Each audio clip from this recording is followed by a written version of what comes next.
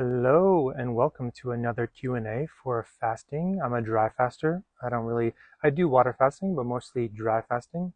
And I'm a person that's not giving medical advice. This is a disclaimer to go to your local doctor for any possible medical diagnosis and stuff like that. But I'm just somebody who went deep into fasting to rectify my issues. And these are Q&As that are pretty much focused on people who are looking for answers in a more homeopathic way. And obviously, I've done very extreme things. So I have a good bit of knowledge on fasting. And I work with hundreds of clients now that have all sorts of sicknesses, including myself. I was able to rectify several really hardcore autoimmune issues, if you want to call it that. And I utilize fasting for that. So I went deep within the fasting, rectified that, and now I help people through coaching. So I do physical coaching, and I also do remote coaching. So yeah, so this live stream is pretty much going to be like something. If anybody has a question, I pretty much post it on the live stream so that people can see what I'm answering. But I kind of want to start it off with something that's super easy to do, and that's literally how do you get into the most consistent anti-inflammatory state while literally just living your daily life. And I find that it's intermittent fasting is the way to go. And like, how do you do intermittent fasting the best possible way? And in my opinion, it's literally when you eat, not like what you eat is very important. You can connect that dot too, but like when you eat is, I think, way more efficient. So people commonly have their dinner as their one meal a day, and they kind of postpone it the entire day. I do find that sleeping in a fasted state is way more conducive to anti-inflammatory benefits and ketosis, and you kind of start to the body gradually customizes into a more anti-inflammatory state when you are actually stopping your eating cycles at 3 p.m. So I kind of like stopping, like I have dinner at 2 or 3, and I think that's kind of like the really easiest biohack you can do for management of your physicality and also management of symptoms. So like you can pretty much eat whatever you want up until that point. Obviously, I recommend unprocessed foods and things that aren't unnatural. Like it's pretty hard to find that in the United States because they're genetically modifying everything. But you want to put real things in your body and then stop eating at 2 or 3. And I guarantee you, you will lose the weight that you want to lose. If you are battling like any weight or inflammation issues, just try it out for like 3 days. I'm about to host like a 3-day intermittent fast. It's like the easiest thing of all time. We're all going to collectively stop eating at 3 p.m. So yeah, so that's pretty much, I'm here in LA, visiting family. I don't really have a home, so I'm actually just staying in Airbnbs across the world. This is what I wanted to do, and I love it. I love just being kind of like just flowing with whatever my heart desires, because I feel like my neurology is more activated by me changing my physical location at all times.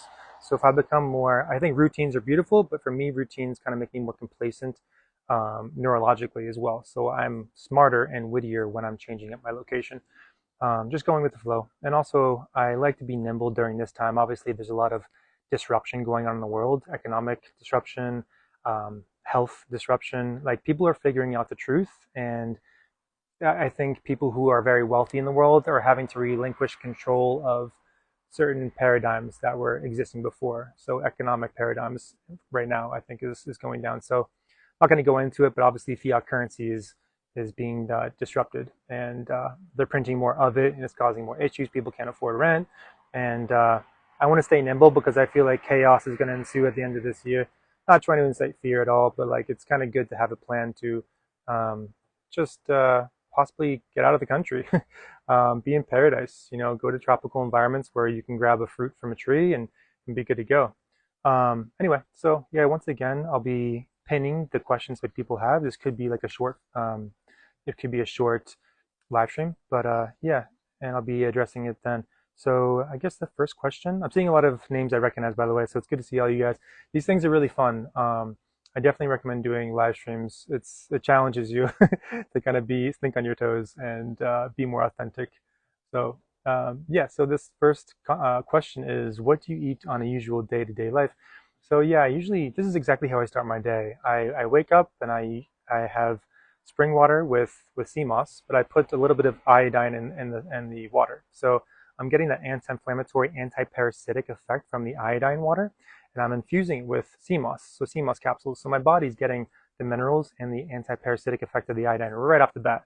So my body is super happy, and the iodine's cleaning my blood to make it circulate better, but also the sea moss is getting delivered through my extremities, my hair, my nails, my skin. I talk about this a lot. I've got so many people on this regimen, and it takes about 30 to 40 days for the sea moss to kind of really be bioavailable to your body. And you're gonna have to like stay consistent with that regimen that long to have minerals really be allocated to your bones, because the bones take a while to remineralize, right? I finished a long fast like 2 or 3 months ago, and my body is just pretty much to 100% now, where I'm able to do another long fast. So sorry, I kind of rant. So I do that, and then I transition into barley grass water. So I put like barley grass powder into water, and I infuse that with raw honey. So now I'm getting like glycogen, I'm getting that high glycemic effect from the honey, which has more minerals, and I'm also getting the minerals from the barley grass. So it's just sea moss, barley grass, and the honey. So I'm just constantly thinking about hydration and minerals in my daily life. And then after that, I pretty much I'll snack on like a mango or something like that, or a pineapple. And at lunchtime, I'll pretty much have like a big salad with like lots of avocado and like tomato. I'll have onion in there, artichoke. Sometimes I'll add a protein to it. I can have lentils in there. Usually in and around my fast, I'm usually kind of closer to raw vegan, but when I'm more distant from my lighter states, I can drift towards like a protein source. But I do still think that um, like a raw vegan, like highly nutrient dense soil type of like farm to table type of diet is most conducive to health. And then after that, I have a huge acai bowl, and I stop eating at 3 p.m. And then I'll still kind of maybe like hydrate, and I can even snack on fruits after that, but that's pretty much it. And your body will, when you're kind of on like a truthful path and diet, your body will start to lose inflammation and find a more um, conducive form to filtering the blood. So like you'll lose weight and you'll go to like your natural weight. So people these days have really kind of normalized being overweight. As a matter of fact, they'll be like, hey, I prefer you kind of having a little bit more pounds on you. Like it's just unnatural to be lean and actually healthy these days. And that was kind of the case for me. So right now I'm about like 176.1, and I feel like I'm natural, but my friends and family want me at like at 180, 190 so that they can feel more comfortable. Anyway, so that's what I eat on the day-to-day life. Thank you, thank you for the nice haircut comment. Yeah, and what time do you start the intermittent fast? So pretty much I'm much more obsessed with the time I stop eating. So the 2 to 3 p.m. depending on how much inflammation you're dealing with. This is better than any like if you're trying to lose weight. This is better than any like protocol you can do where you're just doing like 3 or 5 day fast and you're throwing your body around in like a yo-yo type of format where you're losing a lot of weight, you're putting back on. But you want consistency and discipline. It's very easy to stop eating at 3 p.m. Just string together 2 or 3 days. I guarantee you're going to see a lot of progress just from doing that, and you're going to be more inclined to keep doing that. Plus, you can kind of get all the best reservations when no one wants to eat at 4 p.m., right? No one is booking reservations at those times. You're pretty much eating with a bunch of senior citizens if you do go out to restaurants. Yeah, so I start the intermittent fast. Um, so I have the barley grass powder with the honey, and that usually is around like 9:30 a.m. and I stop eating at 2 to 3 p.m. Okay. Next question I have here is okay, what's going on? I love life. um, yeah. Okay. Here's another question. Is Hazy Monkey says, do you know how I can heal stage 4 hemorrhoids with a rectal prolapse?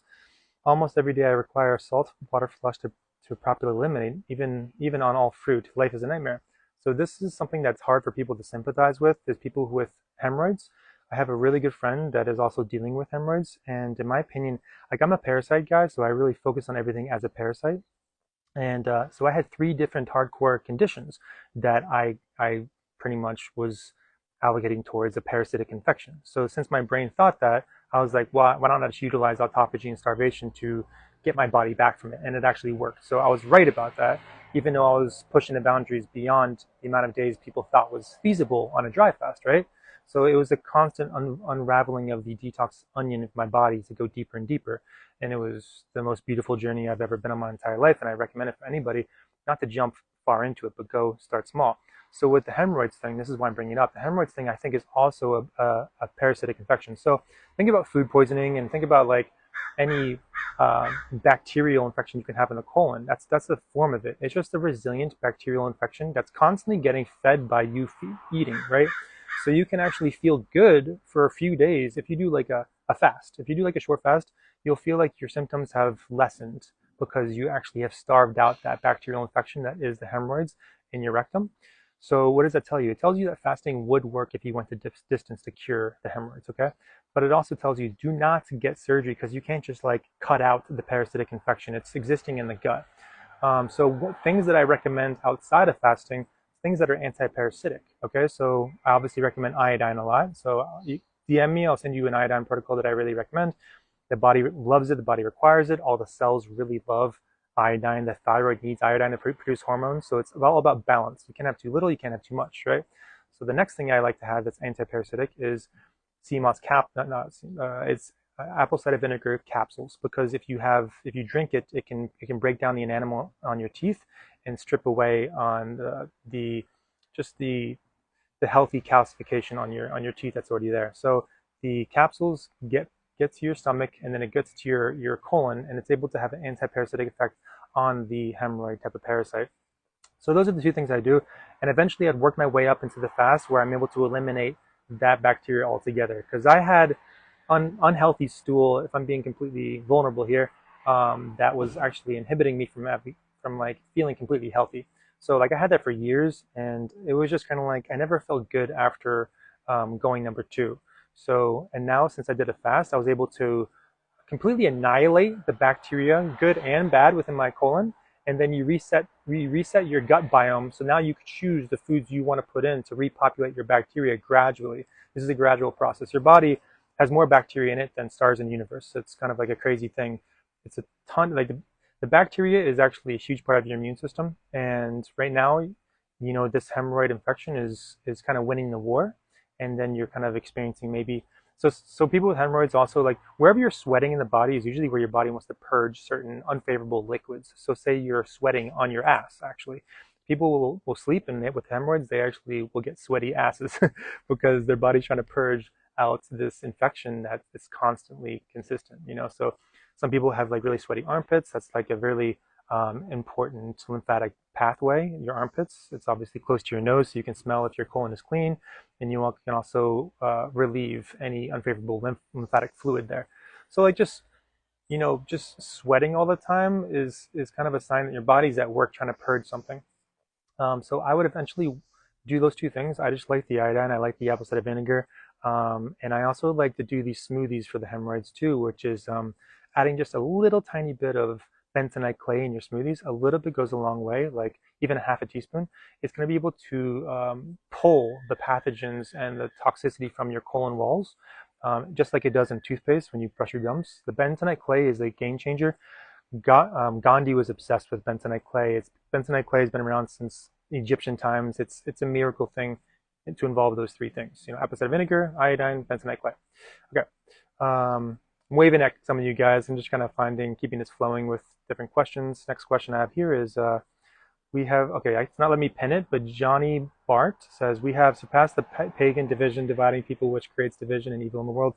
I really hope that's true, and it's a pretty intense, deep thing to say. Right now it's 9 a.m., and I love these deep conversations where we're talking about spiritual divisions in the world. Obviously, it's happening. I kind of see these economic disruptions in the world the same way I see pathogenic disruptions within the body, because right when you're healing the body, conditions get exacerbated. What I mean by that is, like, parasites don't leave the body without making the scene. They get really disruptive. They get loud. They come out in rashes. You start getting like nightmares and kind of negative thoughts that are not your own. And I think the same thing is happening with the economic disruption in the world, which is people don't want to relinquish control, so they're going to leave the party with a bang. You know, they don't want to lose these control structures. I'm not going to go off on that. I'm a physical detox guy, so suggestions for Lyme disease, please. Yeah. So there's a couple clinics in Florida. This is kind of food for thought. With Lyme disease, most homeopathic doctors can find Lyme in anybody's blood. If they want a new customer, they can find Lyme in your blood and be like, hey, looks like you need me. Start giving me thousands of dollars. So like, and they can find mold in your body too. So mold and Lyme are common things that homeopathic doctors really say that you have, and you can have it, and you can make a journey about detoxing it out. But what I find, because I actually had Lyme in my blood, and I started embarking on ozone therapy, and I found the most intense thing to do, which is ozone saunas. You pretty much put yourself in like a steam sauna, and you're able to um, put ozone generator tubes into the sauna. So you're pretty much oxidizing your skin, where a lot of pathogens exist, because they can evade your immune system that way. So Lyme exists in your skin, and then by like day 12, day 13 of doing that, you'll start rashing out for about 2 to 3 weeks, and you'll start detoxing out this Lyme that's kind of dormant within the skin. So that's one way to do it. And there's clinics in Florida that actually will walk you along this path. And so you can, without fasting, you can detox Lyme. Another thing you can do is you can do ozone intravenously 10 passes. So you do them every single day for 2 weeks. There's a clinic in Austria, Vienna, Austria, Dr. Lahadny. Get a translator to speak with their nurse assistants that are kind of taking appointments. But I mean, sometimes it's worth just flying out to Vienna, Austria, and getting like a 2 week ozone therapy regimen. You don't have to fast at all, and it's very oxidative. Okay, just letting you know, all these oxidative therapies are what really clean the body. Just like oxygen, you're breathing it in, you're oxidizing the body, and pathogens that don't belong there by just literally breath work. So you're distributing oxygen to your blood supply, and like an oxygenated body is actually less cancerous. So like the more acidic body, you're a cancerous state. So how do you prevent that? Keep alkalinity in the body, and also keep oxygenation as well. So that's what I would do for that. And I would kind of stop feeding. So a lot of times I find bad bacteria and parasites feed off of the same thing, which is arginine. So arginine, you can call it arginine, whatever you want to call it. It's pretty much something that's involved with like certain forms of protein. So like beef, walnuts, Brazil nuts, these things are, people have allergies to nuts, right? But in reality, it's just the parasites leaving the skin to feed and replicate once a certain strand of food comes into the body. So that's what inflammation is, in my opinion. It's the histamine response that your white blood cells produce when you fed yourself something that it also replicates from. Hopefully that makes sense, and I'm not confusing any of you guys. But yeah, so that's why, you know, when you kind of start to curate your diet, you start to it's symptom management. You're kind of, I believe it's kind of like you're a slave within your own body, because you can't eat certain foods because the parasites replicate and eat those foods, right? So how do you remove the parasites? You remove the entire menu. So now you're not eating anything. So parasites commonly dwell within the areas that you were feeding yourself. So the gums, the tongue, the colon, this is the pathway. It stays close to where the food intake is. And oftentimes, like, I'm still like really downloading a whole bunch of information. One of the most recent things is obviously like when people have pineapple, they get sores in their mouth and their tongue, but also the roof of the mouth, And how do you stop brain freeze? You stop brain freeze by actually putting your tongue to the roof of your mouth, because you're kind of like warming it back up, right? But why does that? How can you're pretty much warming your brain by putting your tongue on the roof of your mouth. I know it sounds crazy, but it shows you that like it's that easy for parasites to occupy your brain from your oral cavity. So that's exactly what happens with people with HSV1, which is herpes. The parasites actually transition past the blood-brain barrier after you turn like 65, 70 years old, because the immune system can't keep it in check. So parasites definitely cross the blood-brain barrier and actually start influencing the mind space. Okay, so like it's good to understand detox, because you can keep control of your faculties and be able to navigate this world in a more clairvoyant way, right? So you want to be anti-inflammatory, you want to be anti-parasitic, and now you're in charge of this vessel. They actually say in scripture, in different forms of scripture, that like you fasted long enough to let the Lord return to the temple being the body, and the Lord being your soul occupying the vessel, right? That's kind of like why I love, the more you kind of unfold this whole fasting thing, the more you realize how cool it really is, and how difficult it really is. So this is not something that people can do commonly. Like 99.9% of people cannot even fast more than 24 hours, because they mentally can't conceive of that, and they're preconditioned to eat 3 times a day, right? So it's kind of like, why would I stop the food intake? That's how I get energy. So it's just kind of hard for people to conceptualize. Next question is Fruity King, or Fruit King says, when are you going breatharian? In the beginning of my journey, I thought I was going to go breatharian, because I was like, oh man, I'm so special. Like I can I'm a faster that's getting all this attention, but I was constantly in ego checking. Like I really love food. I love the balance. That's what I really realized this whole life thing is. It's just balance. I'm fasting, but I'm also understanding intake. Like how can I be as healthy as possible with calculated intake? You know, so I'm not gonna get obsessed with like, wow, I'm get. See, this is what people do commonly. Like humans love to kind of they get a response from doing a certain protocol or a diet, and you're like, oh my gosh, that's the truth. I need to do this forever. You know, and it's like they're on a keto diet or a fruitarian diet, so they feel good on fruits, and then they just stay on fruits because they feel good for a few days, and now they just completely forgot about balance. And I know fruitarianism, like people feel really good on it, but like you're kind of foregoing really kind of giving structure to the body and mineralizing the body and kind of being a strong athlete, you know. So you lose the strength and the structure to the body when you do that, but also the carnivore diet, you are losing the lightness to the body and you're taking on the hormones of the animal. So it's kind of like, where's the balance here? The balance is hydration, mineral intake, and just sufficient protein to build the body. And then you do these fast whenever you have an infection or you get something from somebody or something. I'm not going to go into that, of course. Like illness can be an energetic thing too, of course. What's your take on diet for athlete? Yeah, so Giovanni says, what's your take on diet for an athlete? And my take on that is pretty much so you want to have sufficient glycogen stores in your skeletal glycogen. That's what your body does. Um, it's storing like minerals and glycogen across the body. And that's kind of like what I argued that your hair is. Your hair is close to your brain to mineralize the brain when it needs it. It's also in the reproductive area to give your sexual organs minerals as well. But also your skeletal muscle has glycogen. So that's telling you that to get enough glycemic foods to replenish these stores, but also get some healthy fats to be able to tap in from as well. So like avocado, coconut, and whatever you see fit. Even like raw kefir can do that as well. But I also like just a little bit of carbs as well. If you're going to be a hardcore athlete, it's not horrible to have a little bit of grains because you're just giving your body more surplus fuel by just kind of giving a little kick of grains or granola every now and then. So not just completely just fruits and meat or fruits and salads. Like you want to hijack the game. So if I wanted to do like an Ironman, what I would do is 2 days beforehand, I would have a lot of carbs.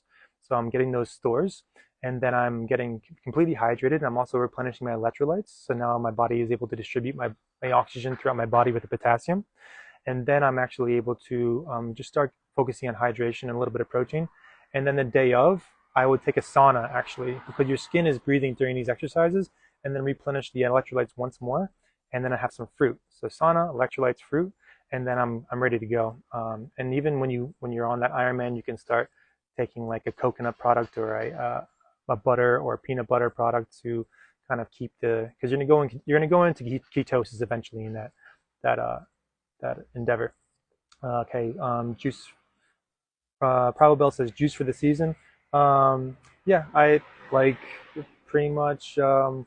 Right now, I like just like things that cut biofilm. So I like pineapple, cucumber, and apple because it kind of gives me that boost of energy as well.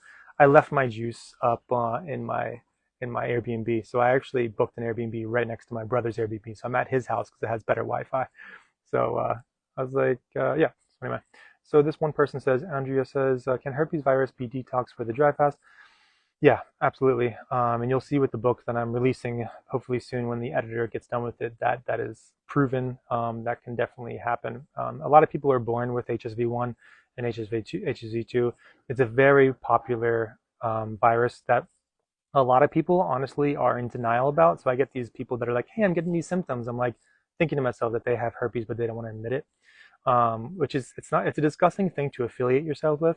So it is possible, but I let you know that it's one of the harder things to detox from the body. So obviously people think it's incurable. That's totally not true.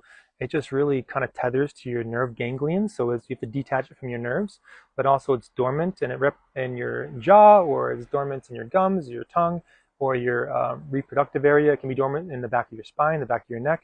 So it really doesn't stand a chance with fasting. And as a matter of fact, people think, oh, I'm just making it stronger with these shorter fasts. Like, no, nothing stands a chance with fasting. Like, you can literally demolish any parasite with fasting. So obviously you can't fix compound fractures to the bone with fasting, but If you understand fasting enough, you can really regenerate the body beautifully and not tear down the body with too much fasting. You want to be able to rebuild it with the things that I said earlier.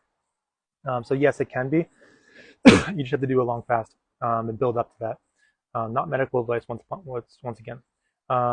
Okay, so I may be skipping. Okay, I'm skipping around a little bit. Um, oh damn. Okay, so I'm gonna blast through these questions a little faster. So this is when I start talking faster. Hopefully that's not an issue because people are kind of flooding in.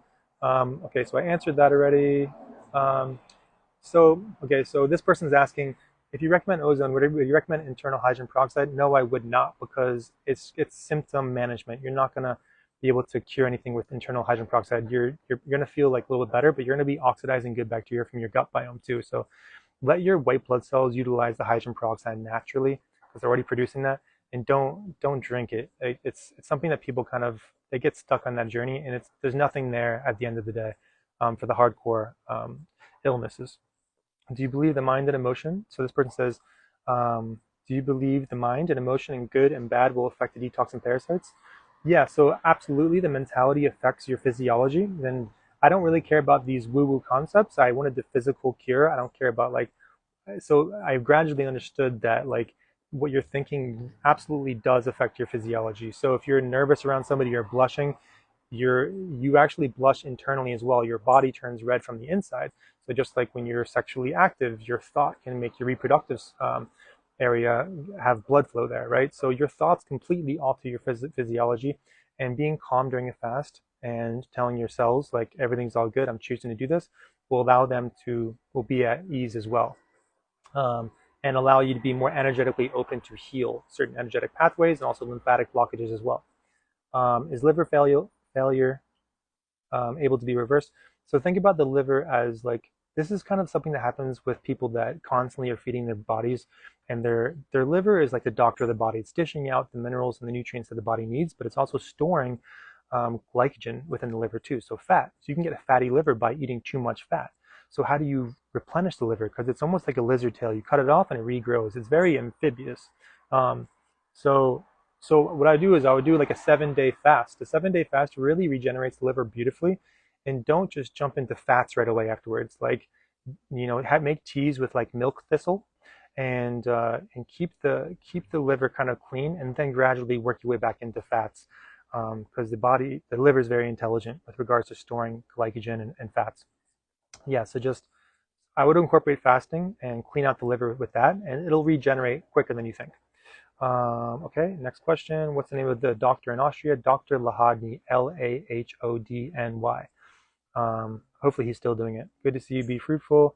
I want to do an enema, and I don't want to do the coffee enema. What else can I use? I'm not sure if the people from the retreat that I just threw in Guatemala, I'm not sure if they're watching this live stream, but I had them all do coffee enemas, and it was a very, it was a very divisive thing because of people like, I don't do coffee. I'm like, I don't drink coffee either.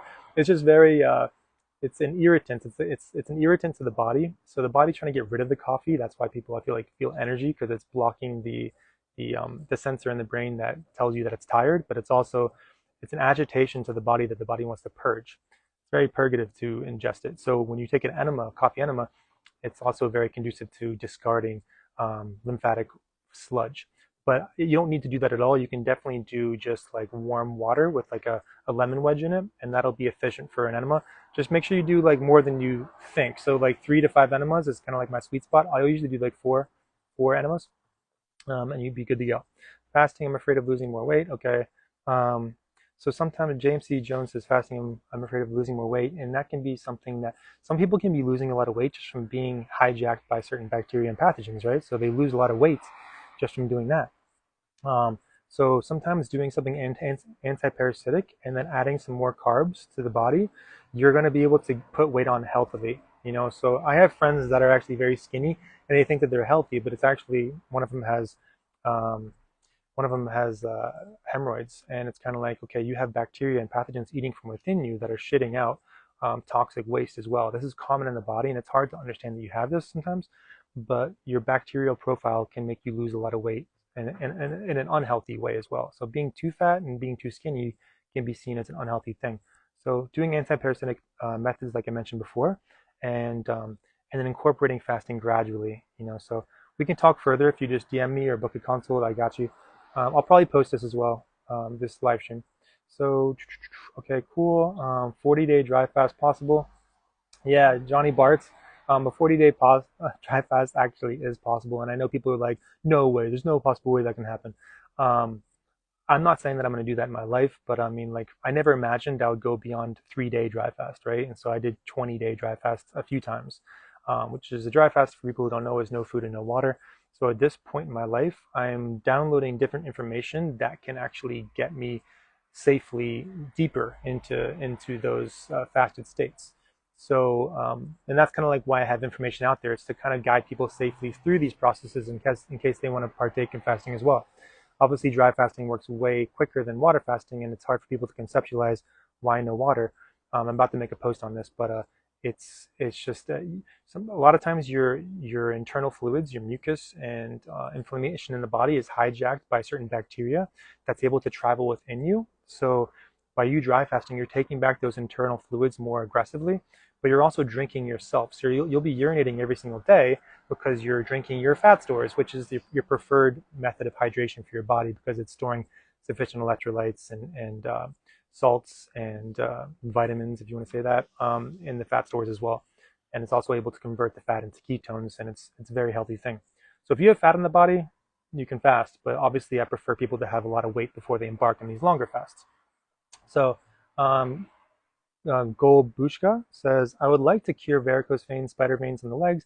Does dry fasting make this disappear? So usually when people have that, I think blockages right away. So there's a kink in your vein somewhere, and the things I always talk about is obviously like the iodine is able to bulldoze certain blockages. It's scientifically proven to dissolve cysts within the breast for people who have breast cancer, and also like fatty lymph within like the body.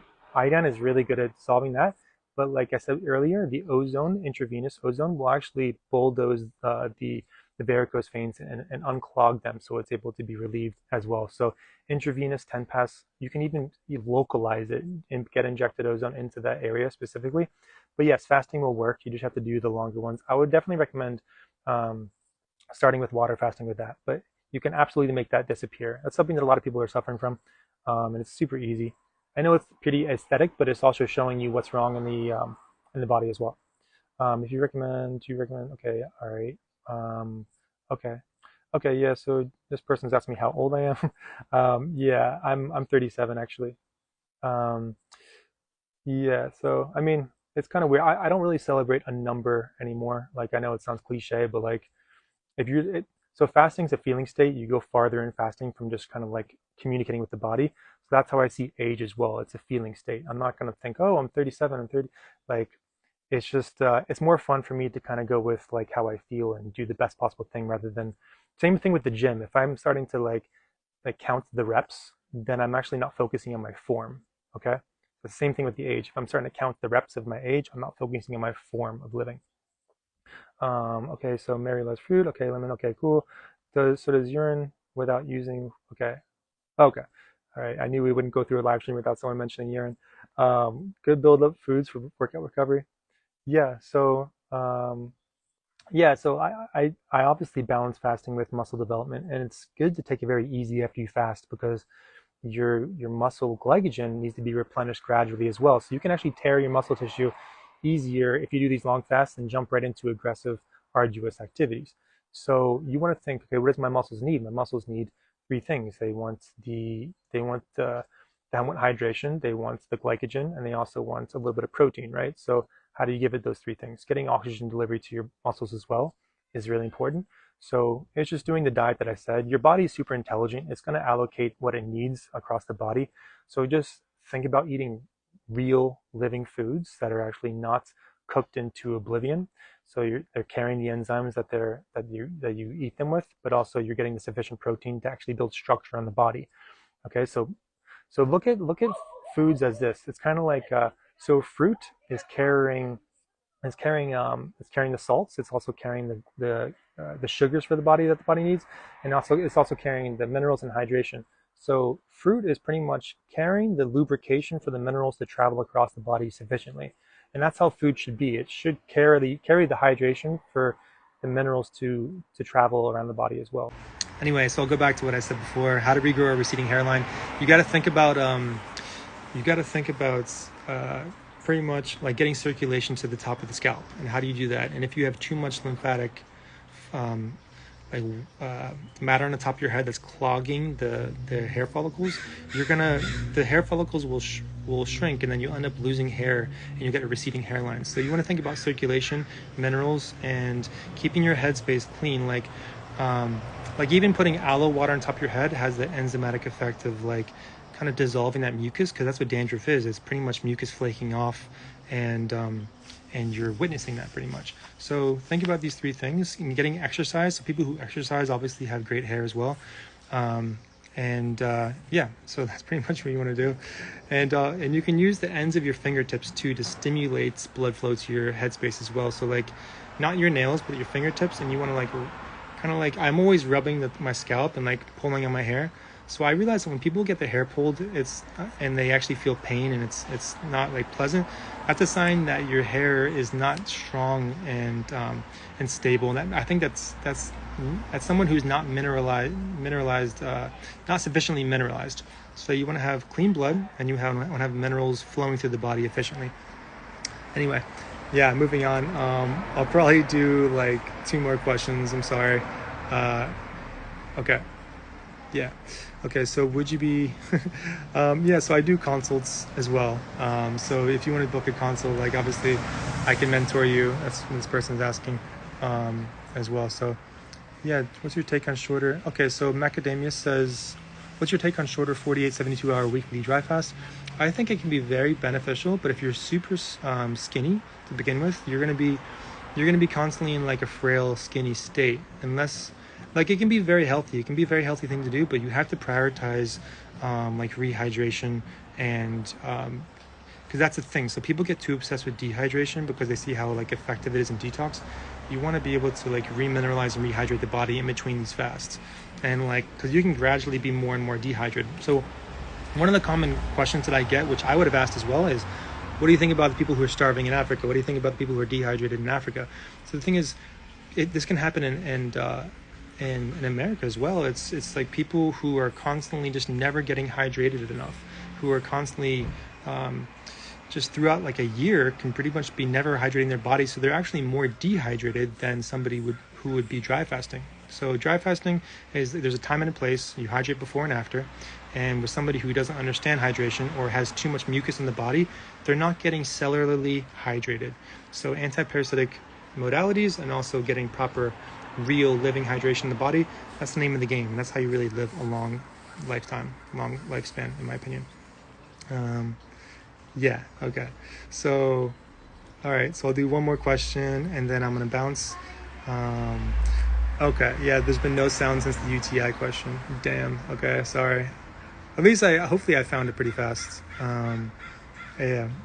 And is there anybody that, so usually I answer a bunch of physical questions, and sometimes obviously I can rant on like other things that are kind of like, I don't know, it's more subjective, you know, like my interpretation on like spirituality and like energy and stuff like that. And one concept that I really liked recently is like Qigong. Like for me, like what is interesting from my daily life these days is honestly just like holding myself in confident, energetically conductive postures. I mean, I'm not saying like crazily, but like even right now, like I'm energetically conductive right now because I'm comfortable. If you're comfortable, I think that like your body it's flowing more efficiently energetically, right? So you can also be an example to people in your life to like have them hold themselves tall and high. They're more electrically conductive. So this obviously goes as crazy as it sounds. It goes even as far as like sex. So sex is kind of a way for people to, you can be in a very like low frequency state when you're doing the act to produce life, but you can also kind of encourage each other to hold themselves more like energetically conductive, put people in certain postures that are actually like more energetically conductive. It's like a loving thing, in my opinion, to be holding yourself tall and confidently, you know. So I'd rather see someone walking down the street who's kind of like egotistical and obsessed with themselves, like they're kind of like walking like they are the shit, right? Rather than somebody that's actually like hunched over and like negative and like thinking low of themselves. I'd rather see the opposite if I'm going to see the two forms of people. So I appreciate people sometimes when they're like overly like cocky, you know, because it's kind of because it's better to be that than I think the other. So he's giving a lot of okay, cool. Yeah, okay, yeah. So I don't know. Maybe I'll kind of like edit out some of the snippets of the live stream and still post it. But anyway, I think it was a great one, and yeah. So I'll post it. I'll try to edit out the part that didn't have any sound, and it'll be a short one too. I always post like these hour-long live streams. Okay, yeah. It seems like people want to hear it as well. So yeah, this was fun. It's always fun to do this. I do these like probably once every 3 or 4 weeks, and I'm able to help people out, kind of like from what I interpret health to be. You know, this stuff makes a lot of sense to people. I find it makes a lot of sense to me, and this is my interpretation of health. You know, and I'm obviously still learning day by day. I'm open-minded. I find the smartest people are open-minded. Some people can be worshipped on like homeopathic doctors or like fasting practitioners, and they start thinking that they're the shit, right? And they start thinking that they have all the answers, but in reality, you can't get narrow-minded, otherwise you are going to you're not going to be open to newer and better information. So there's definitely information, like for instance like connecting fasts, that there's something beautiful and something very deep within like detox when you're connecting fast in a short period of time in between, and that hasn't been figured out yet. So anyway, yeah, I gotta head out to breakfast with my family. But anyway, I'll post this live stream, and love all you guys and happy healing, and yeah, much love to you guys. I don't want to end it, honestly. This is pretty fun. But anyway, peace. See you guys.